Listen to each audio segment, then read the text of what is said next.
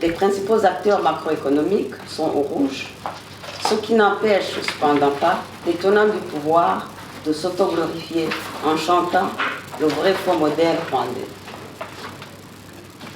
Mesdames et messieurs, aujourd'hui le Rwanda est menacé de rechute.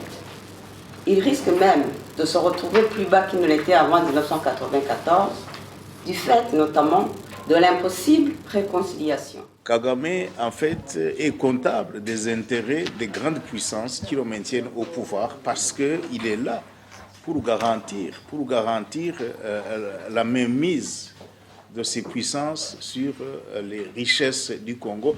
Le Congo qui est considéré par certains comme une sorte de grenier qui n'appartient à personne.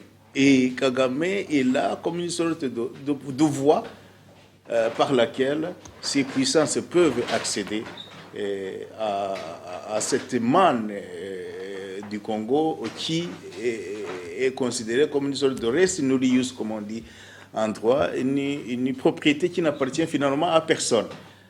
Alors ils sont prêts à le maintenir au pouvoir par tous les moyens et ils font fi totalement des souffrances qui sont non seulement imposées au peuple rwandais, mais aussi à la communauté de la sous-région. L'appui qui est offert à Kagame, qui est donné à Kagame, est fondé sur les mensonges. Uniquement sur les mensonges.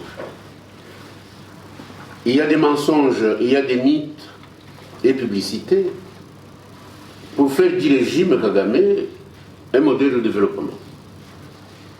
Appuyé par les lobbies occidentaux,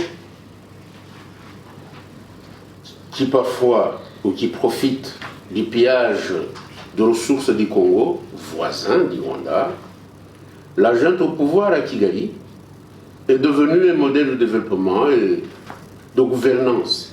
Ils ajoutent même de bonne gouvernance, qui devrait, semble-t-il, inspirer d'autres pays africains.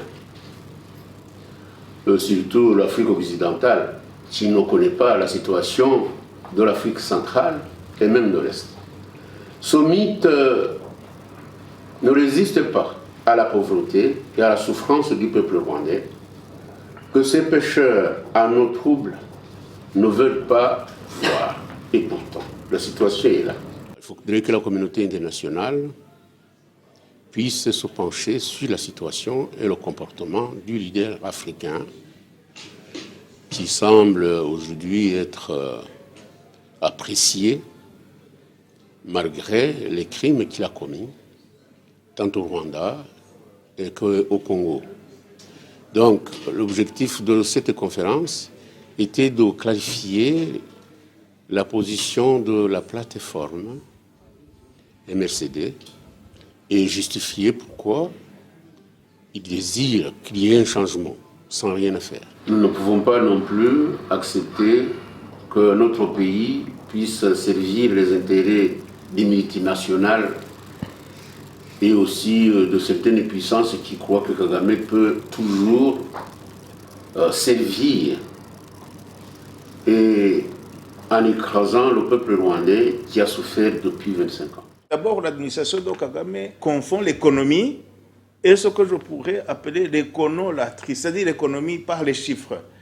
On va vous montrer, par exemple, une balance commerciale vraiment luisante, mais quand vous allez derrière pour voir qui sont les acteurs économiques qui ont contribué à produire cette balance commerciale un peu hors du commun sur le continent africain, vous allez vous rendre compte qu'il y a des puissances et des firmes étrangères qui viennent de Taïwan, qui viennent de Dubaï, qui viennent des Émirats, qui viennent même des États-Unis ou d'Israël. Et c'est une poignée de grandes compagnies où les grands tenants du pouvoir ont des actions, en fait des actions qui sont données en cadeau pour protéger. Ce développement ne profite qu'à une clique qui n'atteint même pas 5% de la population.